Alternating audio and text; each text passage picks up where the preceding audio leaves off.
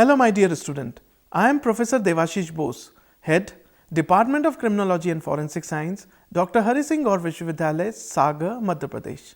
In this e-content, I am going to present a lecture for BSc first semester students on the topic Police Organizations under Central Government Part 2, which falls under Introduction to Forensic Science, jointly prepared by myself and Mr. Pronit Vishwas, a PhD scholar and a UGC JRF at Department of Criminology and Forensic Science, Dr. Hari Singh Gaur Vishwavidyalaya, Sagar. So, in today's lecture, what we are going to learn today, let me give a brief idea to you. In today's lecture, Module 1 will be Introduction of Police in India. Module 2 will be Structure of Police in Central Government. Module 3, Limitations of Police. Module 4, Explanation of different gazetted officers' rank of Central Police. And finally, Module 5 will be our conclusion.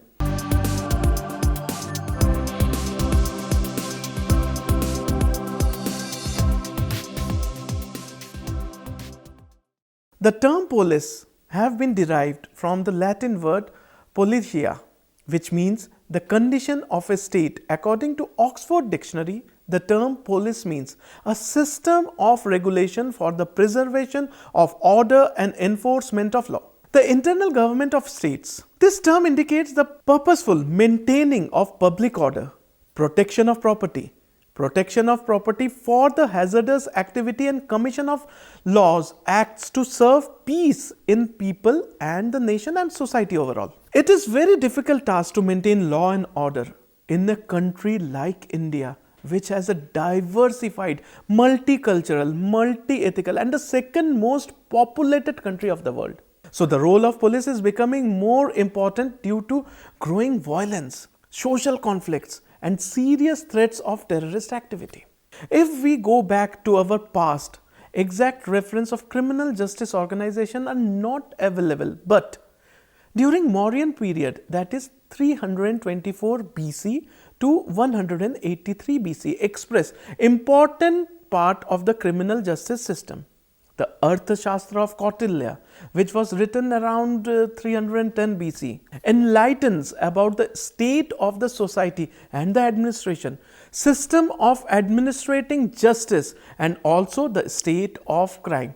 Now moving on to Ashoka's reign, that is 304 BC to 232 BC. The criminal justice system was tempered and moderated by the Buddhist philosophy, piety and non-violence, being kind. During Gupta period, Dandika were the highest rank police officer. Megasthenes and Fehen wrote a detailed account of the administration. Dandika were the highest ranked police officers. Rapsika or Rahasaga were in charge of the secret and confidential service. And Chauro, Dharmika and Dandaparika were other police officers under Dandika's. Nagar Shreshthati was responsible for the peace and security of the city. This criminal justice system were constituted for 500 to 600 years during the Gupta period. During medieval, Faujdar was the head of the criminal justice administration as the provincial level as a chief executive. Kodwal was the administrative owner of the criminal justice system of the district and also serves as the magistrate and head of the police and municipal office. Chaukidar was responsible for the prevention and detection of crime at the village level. I think these terms are associated or you know about these terms. Still, we use these terms. During Mughal era, government was autocratic and military in nature.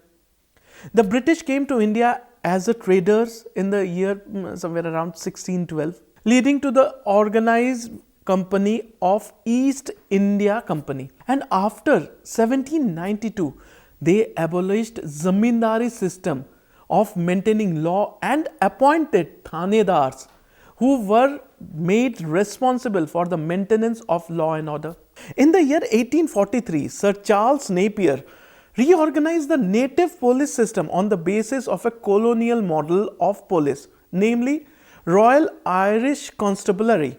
His system was based on two basic principles. First was, the police must be completely separate from the military, and second, they must act as an independent body, assisting collectors in discharging the responsibilities for law and order, but under their officers.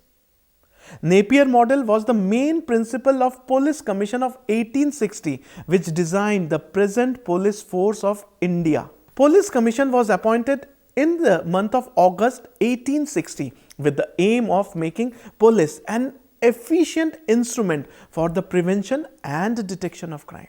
The commission was told to bear in mind that functions of a police and either protective and repressive or detective, and that the line which separates the protective and repressive functions of a civil force from function purely military may not always be very clear.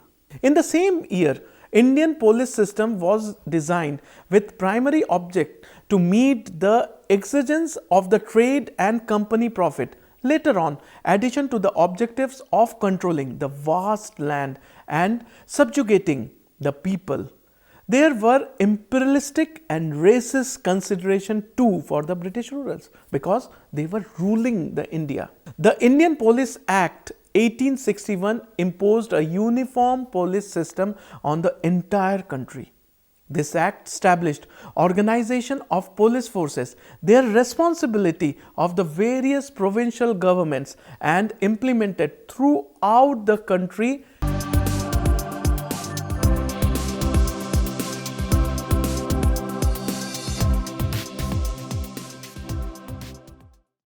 Police has an important role to play in the administration. It is entrusted with the duty of maintenance law and order. Law and order administration has acquired significant at the central, state, range, district and sub-district level in the rural and urban areas with the growth of population, industrialization, urbanization and information and communication technology (ICT) revolution. In all societies, particularly in developing societies, conflict and tensions are inevitable and manifest in different dimensions and forms. Freedom and independence are meaning unless the basic issue of law and order are maintained. The powers and responsibilities of the Union and states are demarcated in the Constitution of India. If we talk about Constitution of India, Article 246 of our Constitution distributes the legislative powers between the Parliament and the State Legislative Assembly. At the central level, police organization is in various ways. That is, based on the armed, based on the nature of work, based on ministry. So, my dear student, let's start with the organization of the based of armed classification. Police organization based on armed classified into two categories: armed police organization and unarmed police organization. Armed police organization are again classified into following type, that is Assam Rifles, Border Security Force, Central Industrial Security Force, Central Reserve Force, Indo-Tibetan Border Police, National Security Guards, Shasastra Seema Bal, Special Protection Group. And if we talk about unarmed police organization within this, they are as follows: Intelligence Bureau, Central Bureau of Investigation, Bureau of Police Research and Development, National Crimes Record Bureau, Directorate of Coordination of Police Wireless, Narcotics Control Bureau, National Police Academy, National Institute of Criminology and Forensic Science, Directorate of Forensic Science Services. Police organization based on nature of work are classified into three categories, that is law and order and security forces, criminal investigation and intelligence agencies, agencies for communication, training, research and scientific support. Law and order and security forces. This category of organization includes following subclasses: Assam Rifles, Border Security Force, Central Industrial Security Force, Central Reserve Police Force, Indo-Tibetan Border Police, National Security Guards, Sashastra Seema Bal, Special Protection Group. Criminal investigation and intelligence agencies.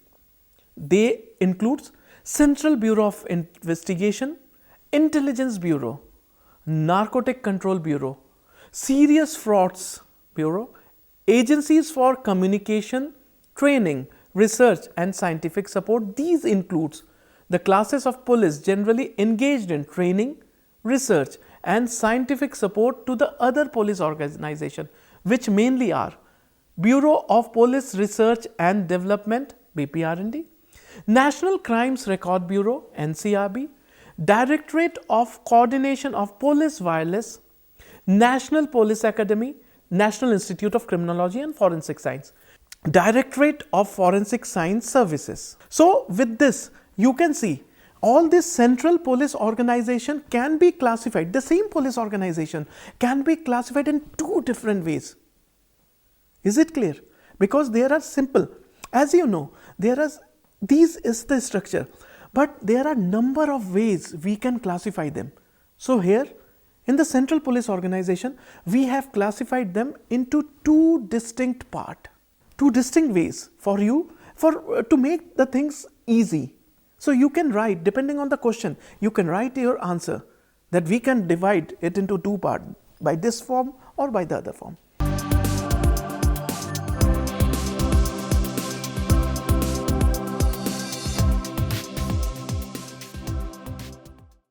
So, there are a number of limitations to all the organizations, not only police. Every organization, every institute, every establishment has their own drawbacks and limitations. Even as a student, as a people, as a person, as a citizen, you have your own limitations. Limitation of resource, limitation of financial limitations. Like this, our police do have some limitations, but above all, the work culture is more. So, what are they? So, the circumstances that create such limitations are, few of them are being given below. In criminal investigation, when police take suspect to the police station for interrogation to reveal out the truth or take out the truth from the suspect, in such situation, the suspect can blame the police for using a third degree method.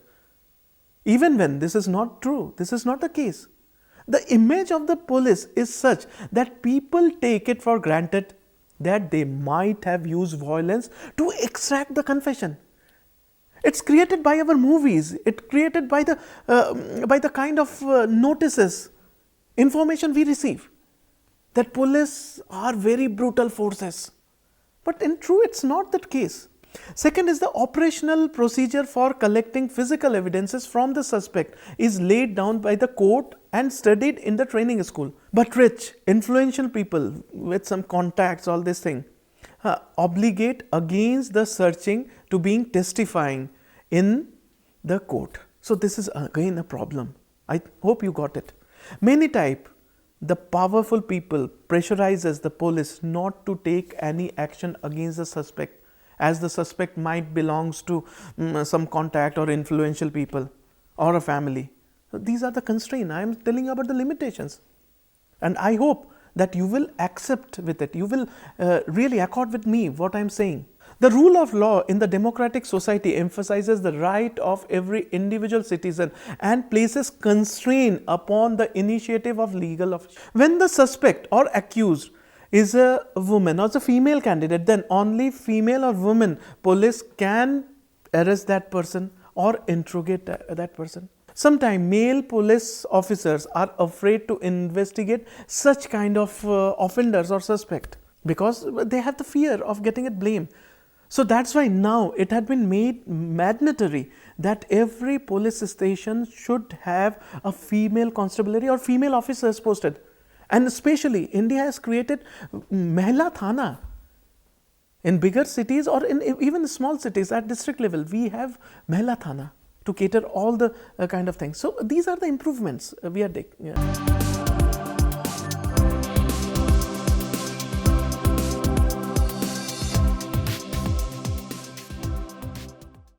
An officer or a public servant who is appointed under the seal of the governor of the state level or by the President of India at the national level and in the union territories require being listed in the Indian Gazette or the state government's Gazette and is considered to be a gazetted officer.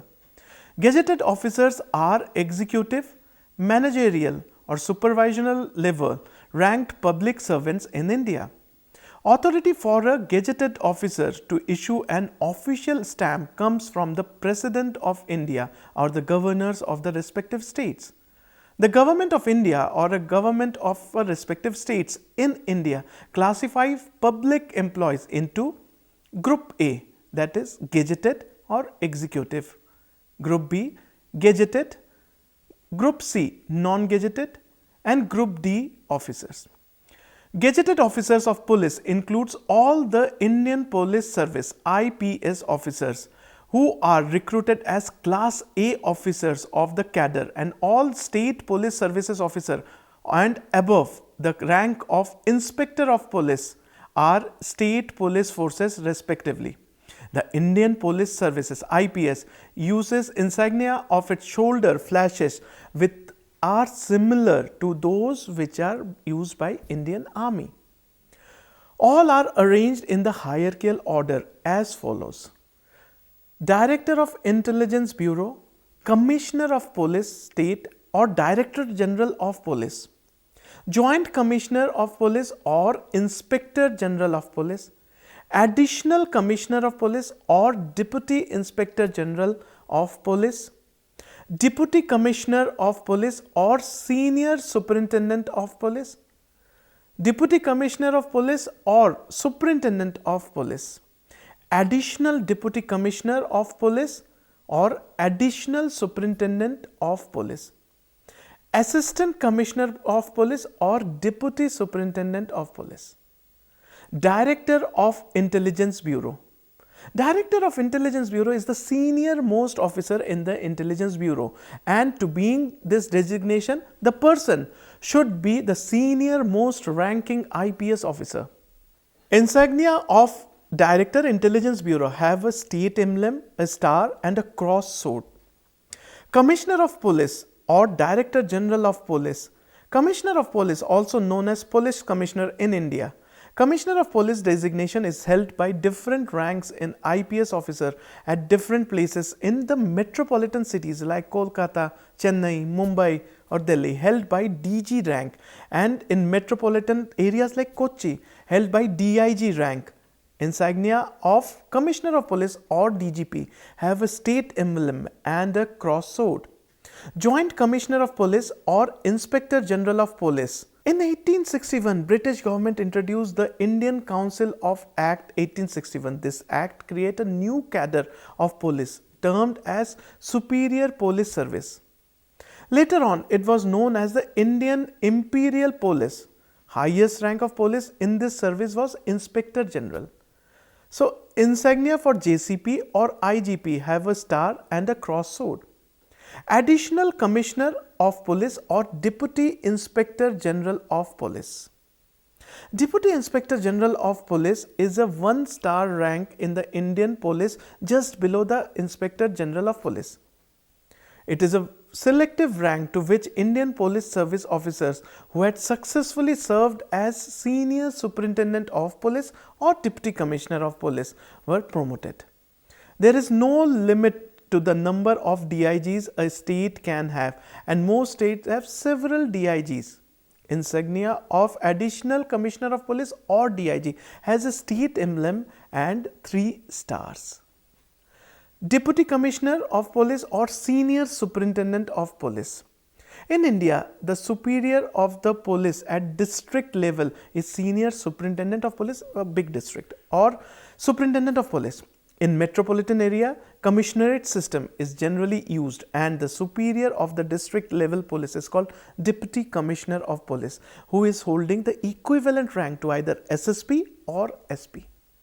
Senior Superintendent of Police or Superintendent of Police mostly entrust the power and responsibility to maintain law and order in their district.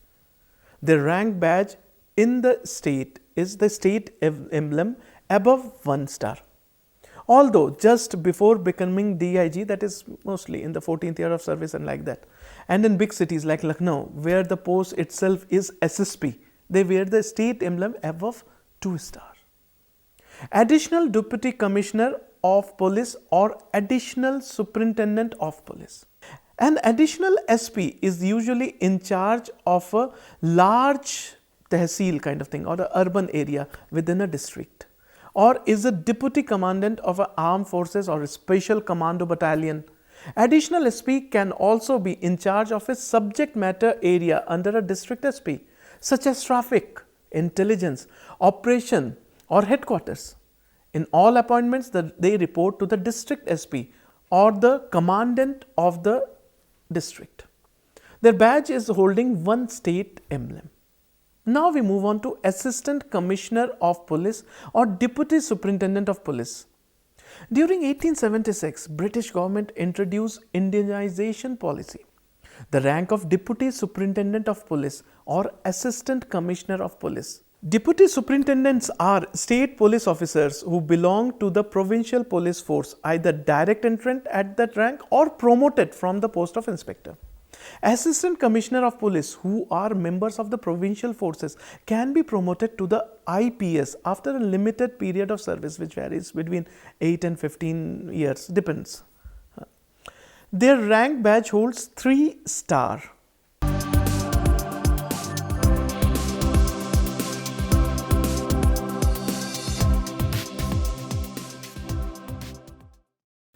History of Indian police system is very old, from the Mauryan period. In Arthashastra of Kautilya, which was written around 310 BC, enlightens about the state of the society and the administration, system of administrating justice, and also the state of crime. During Gupta period, Dandika were the highest rank police officers. Megasthenes and Fahin wrote a detailed account of the administration. Faujdar, Kodwal, Chaukidars term are very common in rural area even today. You might have seen in the Indian classical movies which were coined during the medieval time, and in the Mughal area these terms were used.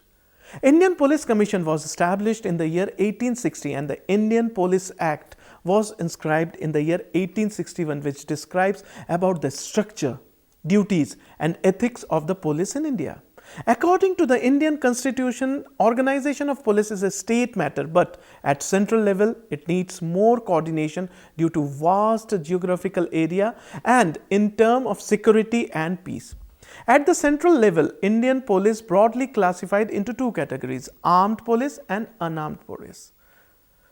Some of them are Assam Rifles, Border Security Force, National Security Guard, Central Police Forces, Intelligence Bureau, CBI, Directorate of Forensic Science Services, Narcotics Control Bureau.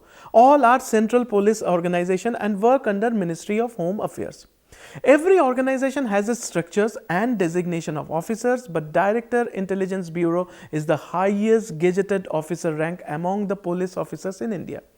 Superintendent of Police or Senior Superintendent of Police is the highest rank of police at district level and most entrusted power and responsibility to maintain law and order.